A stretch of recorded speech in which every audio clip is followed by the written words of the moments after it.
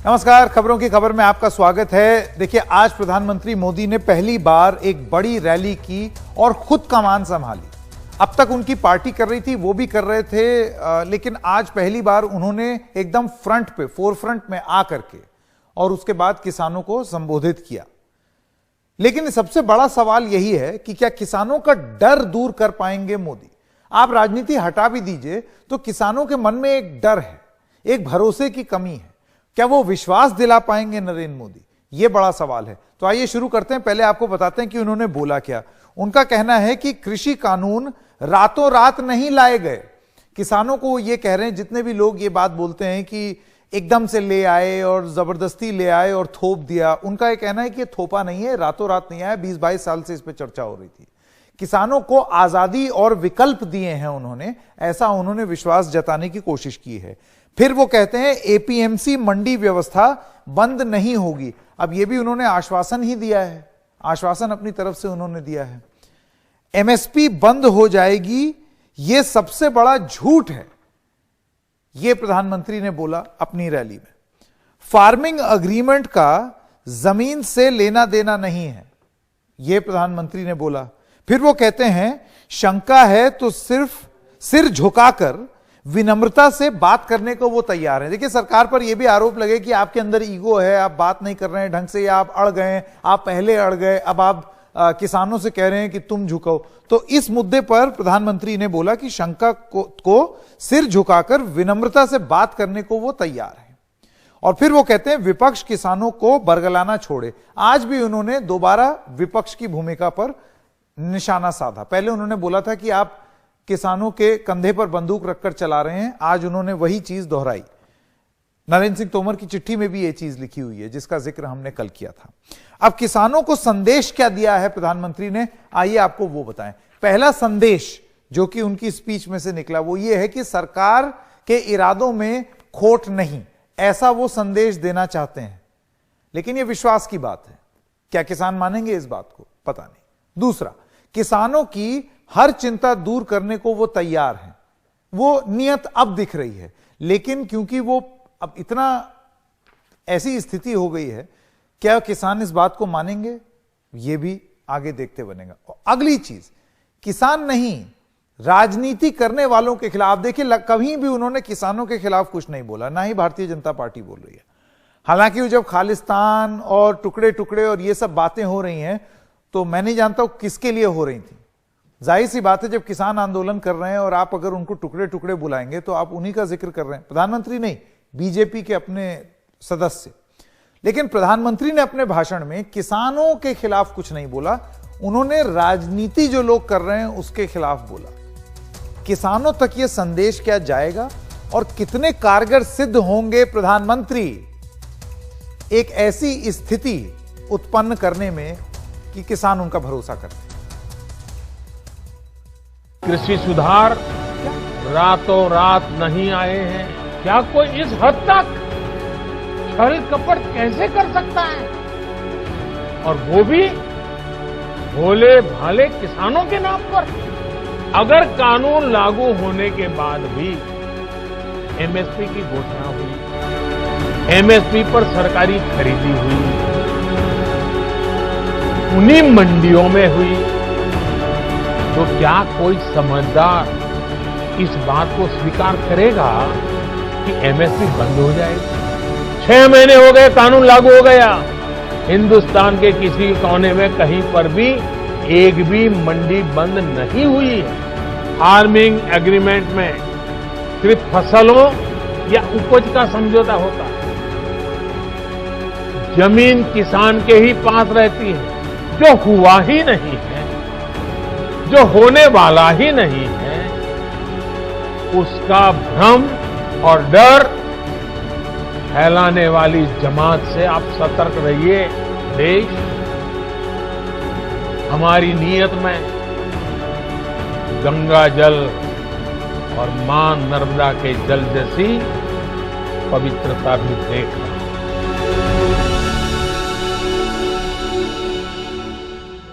मैं स्वागत करना चाहता हूं सत्यपाल जैन जी का, आप हमारे साथ जुड़ गए हैं। जैन साहब, एनडीटीवी से बात करने के लिए बहुत बहुत धन्यवाद। प्रधानमंत्री ने अपना आज जो भाषण दिया, किसानों को पहली बार उन्होंने संबोधित किया इस तरीके से, इस विशाल तरीके से। मैं आपसे ये सवाल सीधे सीधे पूछ देना चाहता हूं, आपको लगता है किसान मान जाएंगे उनकी बात? क्योंकि भरोसा टूटा है, एक भरोसे की कमी है। देखिए, मुझे पूरा विश्वास है कि जितनी प्रामाणिकता से, स्पष्टता से, सरलता से, सुगमता से माननीय प्रधानमंत्री जी ने सारी बातें आज स्पष्ट की हैं, मुझे पूरा विश्वास है कि देश के किसान आज नहीं तो कल नहीं तो परसों इस बात पर विश्वास करेंगे। आखिर मुख्य मुद्दा किसानों को यही कहा जा रहा था कि आपकी एमएसपी समाप्त हो जाएगी, और आज माननीय प्रधानमंत्री जी ने स्पष्ट रूप से कहा है, सारी दुनिया के सामने कहा है कि एमएसपी थी, है और आगे जारी रहेगी। उन्होंने यहां तक भी कहा कि मैं खुले मन से, सरकार खुले मन से, आज भी अगर किसी को शक है कि किसी किस्म की कोई कमी है, कोई और चीज ऐसी है जो किसानों के हित में होनी चाहिए और नहीं हुई है, तो पूरी इज्जत के साथ हाथ जोड़कर बैठकर हम उसको ठीक करने को तैयार हैं। मेरा किसान नेताओं से भी, किसान भाइयों से भी निवेदन है, प्रधानमंत्री देश का भारतीय संविधान लोकतंत्र में सबसे राजनीतिक संवैधानिक दृष्टि से सबसे अधिक महत्वपूर्ण और जनता का प्रतिनिधि है। जब वो खुलेआम ये बात कह रहा है, कोई ऐसा नहीं है कि 4 लोगों के साथ कमरे में उन्होंने बात कही है, सारे टेलीविजन चैनल्स पर बात कही है।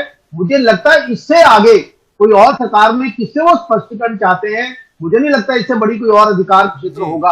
और यही नहीं कि पहली बार उन्होंने कहा है, खुद उन्होंने पहली बार कहा है लोकसभा की बहस में, राज्यसभा की बहस में, उसके बाद किसानों से बातचीत में लिखकर भी जो भेजा गया किसानों को बातचीत के बाद, ये सारे मुद्दे इतने स्पष्ट किए गए हैं कि यदि कोई जानबूझकर भ्रम में रहना चाहे तो उसको तो आप भ्रम दूर नहीं कर सकते, अन्यथा कोई भी, जिसे अंग्रेजी में प्रूडेंट वर्ड हम कहते हैं, विवेकशील व्यक्ति है, उसको इसके बाद शक करने का कोई कारण नहीं। सतपाल जी देखिए, मैं ये सवाल मैं इसलिए पूछ रहा हूं क्योंकि देखिए आप चंडीगढ़ में हैं, चंडीगढ़ जो है वो राजधानी है हरियाणा और पंजाब की, यहीं के किसान जो हैं उन्होंने आंदोलन किया है, वो सिंघू बॉर्डर पे हैं दिल्ली के, लेकिन अलग अलग बयान ऐसे आते हैं जिसमें एक तरीके से ये स्पष्ट कर देने की कोशिश की जाती है कि ये सिर्फ इन्हीं किसानों की समस्या है, या ये जो हल्ला कर रहे हैं वो यहीं के लोग हैं, देश भर में इसका कोई इंपैक्ट नहीं है, या देश के किसान मोदी के साथ हैं।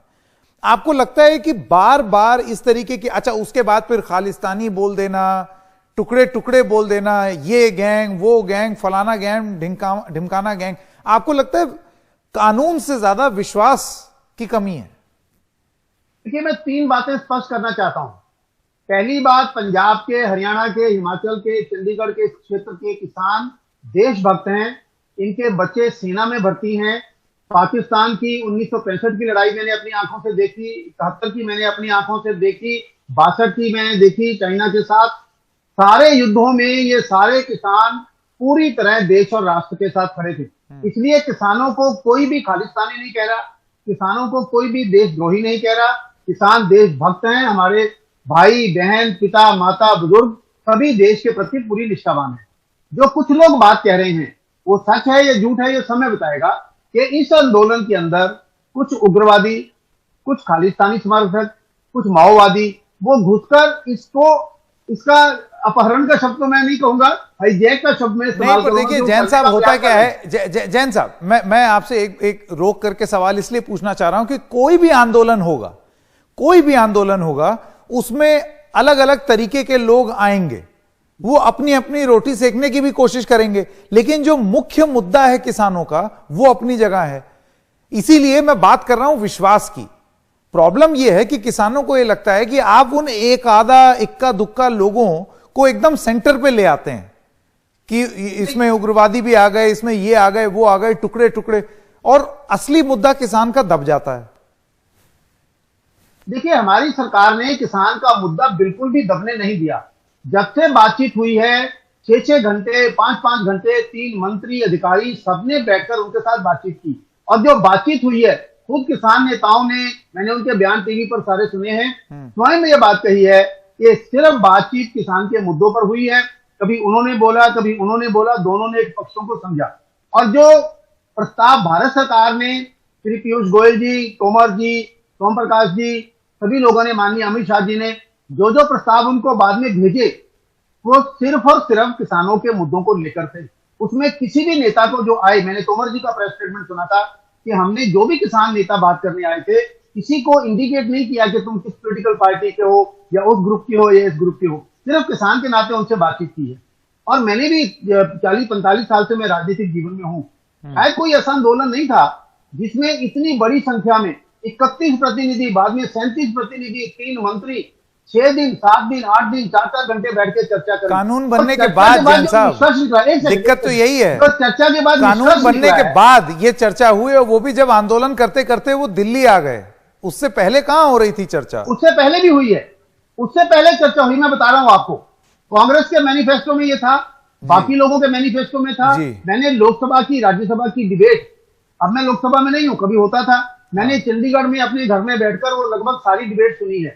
सभी सांसदों ने, सभी पार्टी के लोगों ने भाग लिया, राज्यसभा में भाग लिया, ठीक है, और सबने अपनी बात कही। आखिर कानून कहां बनता है? संसद में ही तो बनता है। बिल्कुल बनता है। कानून संसद में बनेगा, सड़क पे तो नहीं बनेगा। कानून को अगर रद्द करना है तो या सुप्रीम कोर्ट करेगा या संसद करेगी।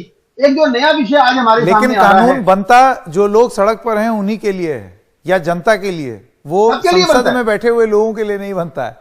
लेकिन बनाती संसद है। हाँ बिल्कुल, बिल्कुल। आपकी बात सही है, आपकी बात सही है। जैन साहब, एनडीटीवी से बात करने के लिए बहुत बहुत धन्यवाद। एक छोटे से ब्रेक के लिए रुक रहे हैं। अब आपने व्यू एक तरफ का तो देख लिया, दूसरी तरफ का भी दिखा देते हैं। ब्रेक के बाद हम आपकी बात कराएंगे सीपीएम के जनरल सेक्रेटरी सीताराम येचुरी से।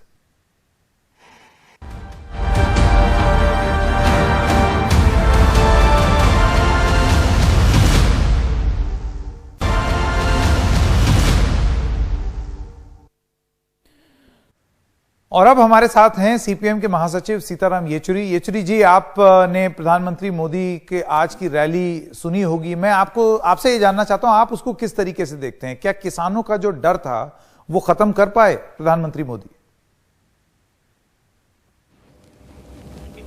मेरे हिसाब से किसानों के पक्ष में नहीं बोले, वो अपने कानूनों के पक्ष में बोले हैं जो किसान विरोधी है। ये कह रहे हैं कि इन कानूनों के बारे में गंभीरता से, दीर्घता से चर्चाएं हुई कई दशकों से।